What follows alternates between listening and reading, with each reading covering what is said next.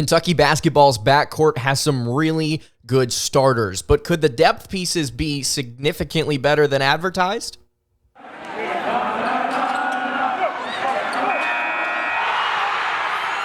You are Locked On Kentucky, your daily podcast on the Kentucky Wildcats, part of the Locked On Podcast Network, your team every day. All right, what is going on, Big Blue Nation? Welcome on in to Locked On Kentucky, your daily Kentucky Wildcats podcast. I'm your host, Lance Dawe, writer for Sports Illustrated for various SEC-related things. But on this podcast, we take a dive into all things Kentucky athletics. Today's episode is brought to you by FanDuel. You can make every moment more, and right now, new customers get $150 in bonus bets with any winning $5 moneyline bet. That's $150 if your team wins. You can visit FanDuel.com/LockedOn to get started. On today's episode of Locked On Kentucky, we are going to be discussing the backcourt pieces for UK, but not the starters, rather the depth pieces. I think they are significantly better than advertised, and the overall strength of this backcourt, I think, is something that the Wildcats are going to be very appreciative of as the season goes on. Going to talk a little bit about Aaron Bradshaw. I'm going to give a take here on today's episode about his status and whether or not he will be available for the Kansas game. Spoiler alert, I don't think he's going to be. Going to break that down. And then finally, going to go over some KenPom and some Bracketology to wrap things up. Thank you so much for making Locked On Kentucky your first listen every single day. I want to remind everyone out there that we are free and available on all platforms. If you're watching on YouTube, we would really appreciate it if you sub to the show. If you're listening on podcast, I would also appreciate it if you followed along wherever you are listening there. So let's go ahead and get into it. Rob Dillingham and Reeves Sheppard are on the rise for Kentucky. Andrew Stefaniak, writer at Wildcats Today, alongside myself, put out a piece recently of two stock risers from Kentucky's victory over New Mexico State to begin the season. 86-46 was the final score there.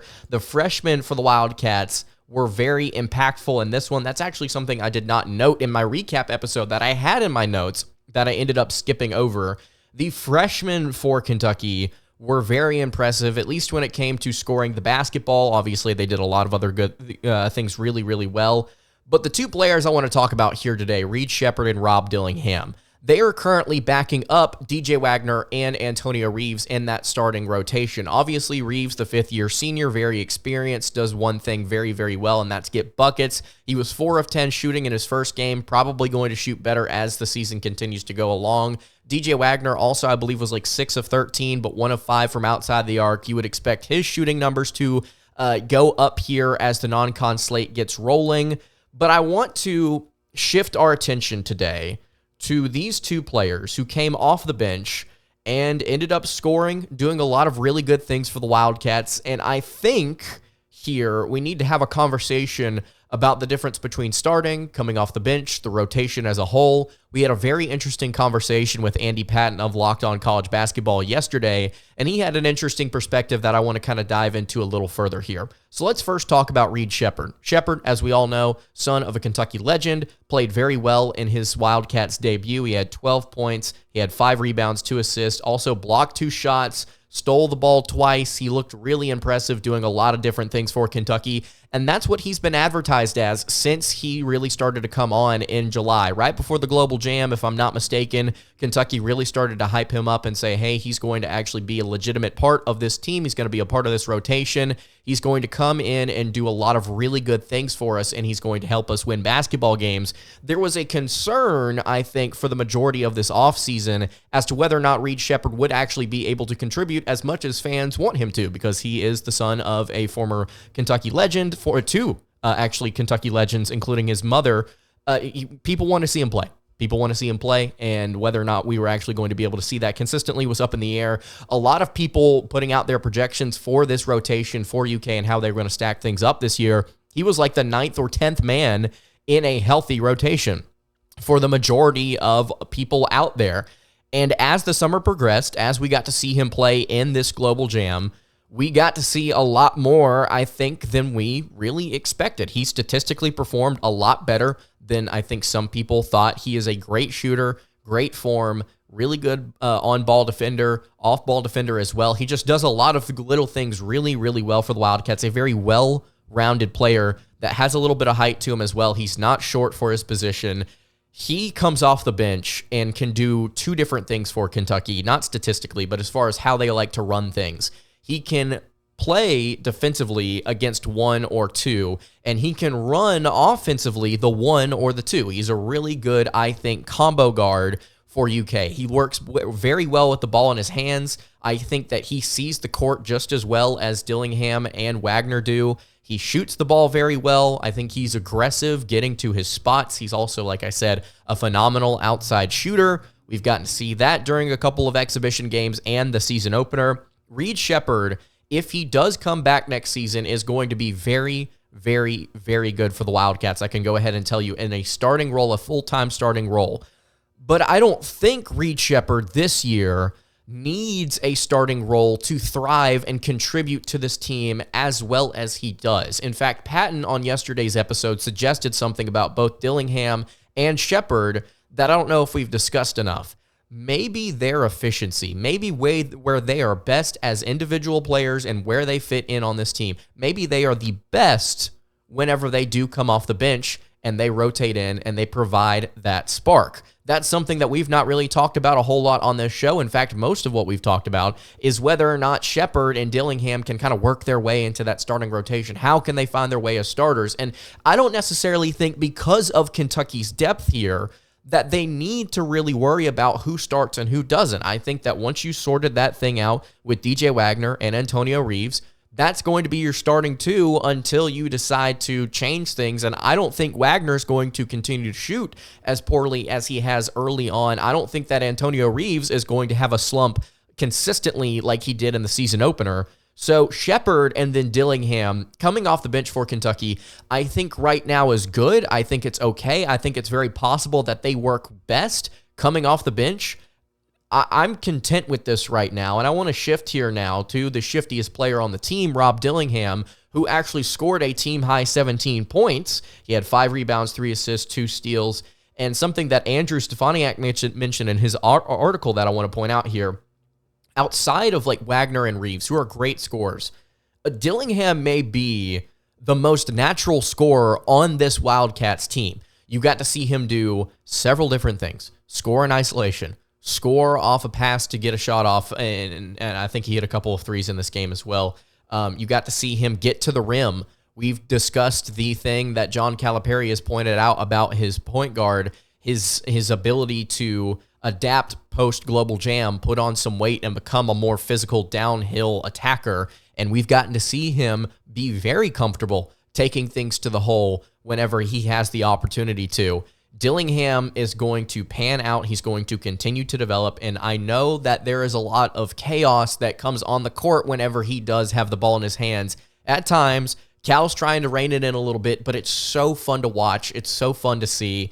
Dillingham, I think, maybe as that player off the bench, getting those moments occasionally, getting the ball to players that will be able to immediately score off of that, like the different stack and weave formations that Kentucky likes to run, where he can find players very easily either driving and kicking or either outside making a move off a screen and finding somebody on maybe some zoom action or something like that. I love what Kentucky's doing with their offense with Rob Dillingham right now. I love what they're doing with DJ Wagner and Antonio Reeves. Don't get me wrong. I want to come back to this statement I made a minute ago. Maybe these two, Reed Sheppard and Rob Dillingham, work best coming off the bench, rotating in for these two players, Reeves and Wagner, and then maybe sometimes working well with them in the lineup. Kentucky's going to be forced to do that, especially considering how shorthanded they are heading into this Kansas game. You're going to see a lot of mixing and matching. You're going to see a lot of 3-guard lineups like we saw in the season opener, like we saw in the exhibition game, the second one against Kentucky State. I'm okay with where these two are at right now in their current Kentucky careers. And as we see the non-conference slate move on, maybe we see something different. Maybe we see Kentucky actually try Dillingham or Sheppard starting. Maybe we see some adjustment there in that rotation as far as how minutes are divvied out, how often different players get different touches and things like that. But as of right now, I think it's working. I'm excited about it. I am so thrilled about the fact that we can actually go 4 deep and have this conversation about it doesn't really matter who starts. All of them are going to play well and give you something different. So I think we need to be sitting here pleased with Kentucky's backcourt and thankful after a couple of years of deficiency there at the point guard spot, you've got two players that you can be really, really excited about. So if you have any thoughts on Rob Dillingham, Reed Sheppard, etc., you can leave all of that in the YouTube comments below. Really appreciate you guys giving your thoughts on this. Some of you in the comments have been discussing this as well. I don't want to know what you guys think. So before we continue to talk about Aaron Bradshaw, a little bit more of a negative thing on today's episode. I don't think he's going to play against Kansas. I think we're pretty clear on that. Before I dive into that, though, I want to tell you guys about our friends over at Prize Picks. Prize Picks is the easiest and most exciting way to play daily fantasy sports. It's just you against the numbers. It's really simple. Instead of battling thousands of other players, including pros and sharks, you can pick more or less on 2 to 6 player stat projections, and you can watch the winnings roll in. Really simple to play. You can make your picks and submit them in just less than 60 seconds. They're super quick withdrawals as well. It's easy gameplay, an enormous selection of players and stat types. It's what makes them the #1 daily fantasy sports app. You can go to prizepicks.com/lockedoncollege, and you can use code lockedoncollege for a first deposit match up to $100. Again, prizepicks.com/lockedoncollege, and use code lockedoncollege for a first deposit match up to $100. That is Prize Picks, daily fantasy sports made easy. All right, continuing along here on the Wednesday edition of Locked On Kentucky, Lance Dawe hanging out here with you. Really appreciate you making Locked On Kentucky your first listen every single day. Want to remind everybody out there, if you are not subscribed to the show already, please go ahead and hit that subscribe button, whether you are watching on YouTube or listening on podcast. It's going to be a very fun and I think a little chaotic season, so would love to have you guys join the ride here. Give me your thoughts on whatever's going on with UK in the comments below. If you're watching on YouTube, at Locked On UK on Twitter is where you can find me. If you want to send me a message, tag me in a tweet, ask me a question, give me your thoughts on something. Would love to hear what you have to say. Okay, I think Aaron Bradshaw is not going to play against Kansas. In fact, I don't think any of Kentucky's 3 7-footers are going to play against the Jayhawks. After the update that Cal gave post-game against New Mexico State on Monday, don't think we're going to be able to see any of those guys, and it's going to really stink that Kentucky is forced to play an 8-man rotation for a couple of reasons. The first reason here is the fact that they have, I think, a potential to get into foul trouble. Obviously, as we've mentioned, shorthanded teams like last year's don't really have an opportunity to really dig deep late in games, especially if they are in foul trouble. The rotation gets tight. You end up playing about 5 guys pretty much, 5.5 maybe, and you end up falling apart late in contests. Kentucky did that several times during the SEC slate last year. Would hope that it doesn't happen in a game like this against Kansas where you are lacking. The second issue here, height. Right now, Trey Mitchell is your guy at 6'9" at the center position. Kansas has a couple of really physical guys that are not necessarily tall, but they've got a couple of really physical pieces outside the 7'1" Hunter Dickinson. So it's going to be a legitimate challenge. Not having a player like Aaron Bradshaw is going to really stink. According to Cal, he is 1 to 2 weeks away from being able to fully practice. So at the very earliest, that would put him back on Monday, the day before the game, to practice with the team. Of course, at that point, why would you put him in there if he's not going to be playing the game after, or the day after that? So you're not going to see Aaron Bradshaw against the Kansas Jayhawks. If you do, it is a miracle, and Cal is lying to us. This coaching staff is just simply lying to us, trying to hide the fact that they've got him ready or almost ready to go, and they're putting the finishing touches on it. You're not going to see Ugonna Onyenso play against Kansas either. He's a couple of weeks behind Aaron Bradshaw, according to John Calipari. Zvonimir Ivisic has not been cleared by the NCAA. I would not be shocked if they don't do it this season. And I'm not telling you that that's even a possibility that's been thrown out there that's legitimate. I'm just saying from my own personal viewpoint of the NCAA, how they handle different players, how they operate, how slow they are, and confusing at times. I don't think Big Z is going to play for the next few weeks at the very least, and I don't think he's going to play, or I should say, I think there's a chance that he ends up not playing for the Wildcats this season, just because of the fact that the NCAA as an organization just sucks. Full stop. So what do we do now, knowing that Aaron Bradshaw, there is a less than, I would think, 10% chance that he's able to go against Kansas, especially considering what Cal said, and you don't have, more than likely, either of your other two big men in this rotation. Well, I think the only thing that we can do is lean on what we were just talking about a second ago, depth in other areas. And thank goodness Sheppard and Rob Dillingham seem like very solid players to have coming off of your bench, because Kentucky is going to need the scoring when they play the Jayhawks here in less than a week. I think Kentucky is going to struggle at times in this game, but if they can get their outside shooting going, especially better than where it was on Monday, they're going to be competitive in this one. They could possibly win it. But as of this moment, with Aaron Bradshaw out, with Hugo out, with Big Z out, with Trey Mitchell your only option, with the concern of possible foul trouble, with the concern of lack of depth and height, you are going to have problems against Kansas. And we need to go ahead. This is the reason I'm talking about this today. We need to go ahead and accept that. The fact that Kentucky is probably going to have some issues against the Jayhawks. And if they lose, it's not the end of the world, because what did we say on Monday after the recap episode against New Mexico State? This is not a complete product that the Wildcats are currently putting out on the court. Until they get their guys back, we are not going to see what Kentucky is truly capable of. Now let's flip this to the other side here. Let's say Kentucky does end up winning. Let's make sure that we don't overreact to that victory, because here's the situation. Teams early in November can lose and end up being really good in March. Michigan State, I think, is a possible example of this. They lost to James Madison in an embarrassing fashion in overtime. They're probably going to rally, regroup, and be a very solid team that gets higher than a 4 seed in March. They're going to be a good team. They're going to be okay.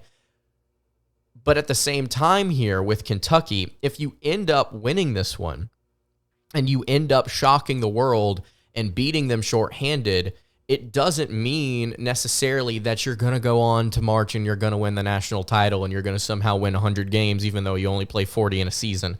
That's not what I'm saying here. I would appreciate it if we try and come at this with a little bit more of level-headedness instead of it's the end of the world or it's the very beginning of a new one. One way or the other for the Wildcats.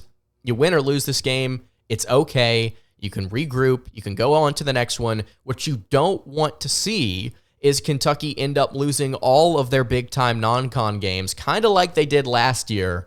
And let's see, you've got North Carolina, you've got Miami, you've got Louisville as a big-time game because of the rivalry, obviously not because of the strength of that team. You want to be able to execute in those spots even if you lose this game. In fact, I think it would be expected that Kentucky, after they possibly lose this one, they rebound and they go to the next ones. And if they win this game, I'm not necessarily sitting here saying, like, oh, it's okay if Kentucky sucks for a little bit after that. I'm just saying you need to be able to approach this the right way as a Kentucky fan. And I'm trying to prepare for myself for that too. As long as Kentucky doesn't get blown out. I mean, and then at that point, we need to start asking some questions like, okay, if we don't get these guys back, obviously the 7-footers I'm talking about here, what is this team capable of? And then also, if they're back, do they make them better, so much better that we can beat an opponent like Kansas? Does it make them so much better where we can go on the road and beat a team like Arkansas or A&M or Florida? I'm not really sure, so we'll just have to keep tabs on all of it. But I wanted to talk about that today to let you guys know we're going to be shorthanded one way or the other, and it's okay one way or the other. So if you've got any thoughts on the Kansas game about Kentucky not having the front court players, you can leave all of that in the YouTube comments below, or you can hit me on the socials at LockedOnUK on Twitter. All right, I want to dive into some of the bracketology here for the Kentucky Wildcats and their KenPom rating. It has risen a few spots after their season opening victory against the Aggies. Before I get into that, though, want to tell you guys about our friends over at FanDuel. You can score early this NFL season with FanDuel, America's #1 sports book, because right now new customers get $150 in bonus bets with any winning $5 moneyline bet. That's $150 if your team wins. And if you've been thinking about joining FanDuel, there is no better time to get in on the action. The app is super easy to use. There's a wide range of betting options, including spreads, player props, over-unders, and more on top of that. So you need to visit FanDuel.com/lockedon and kick off your NFL season. That is FanDuel, an official partner of the NFL. All right, wrapping up the Wednesday edition of Locked On Kentucky. Lance Dawe hanging out here with you. Really appreciate you making Locked On Kentucky your first listen every single day. If you've not subbed on the YouTube channel or on the podcast feed, please go ahead and do so. I've got a question for you guys on today's episode. Obviously, I've been asking you a lot of different random questions recently. Just discount it. Don't worry about it. I've asked you about what your favorite fruit is. I've asked you about pineapple. I've asked you about grapes and peaches and which one's better. I have strong opinions on all of these things. I don't have a strong opinion on this question, but I want to ask you guys today, what is your favorite Star Wars movie? And some of you in the comments are already rushing to go and say, I hate Star Wars, period. I like X, Y, or Z. I like Star Trek. First of all, no. Second of all, if you've got a favorite Star Wars movie and you're really passionate about it, let me know in the comments below. If you've got one and you're indifferent, let me know too. I'm curious to see which one's your favorite. You can include the new ones as well. You can go 1 through, I guess, 9 or is it 12 now? But I personally, I've got a favorite that I'm not strongly opinionated on, but I'm curious to see if people out there agree with me. So what is your favorite Star Wars movie? You can leave that in the YouTube comments below. KenPom ratings, we've talked about them quite a bit here on the show. I've been very excited about it. I'm not sure if you guys are as excited as the analytics as I am, but I love talking about them, and I think that it helps the argument and helps you get perspective when you're talking about the Wildcats and other teams. So let's go ahead and look at the KenPom ratings. It updates every single time a team plays, and Kentucky has risen from number 18 to start the season to number 14 in the country. There are 3 SEC teams that are ahead of the Wildcats. Yes, you heard me correctly. Kentucky is 14th, and there are 3 teams higher. That would be Tennessee at number 9, Alabama at number 10, and Arkansas at number 12. If you take a look at Kentucky and their numbers post-game against New Mexico State, they currently have, in terms of adjusted efficiency, they have the number 12 offense and the number 27 defense in the country. Their average possession length on offense is 14 seconds, which is very fast. That is 17th nationally. Their adjusted tempo is only 249th nationally. And I think I tweeted out about this. I also talked a little bit about it on the show. I think the way that KenPom calculates adjusted tempo, it also factors in the amount of possessions that you get per game.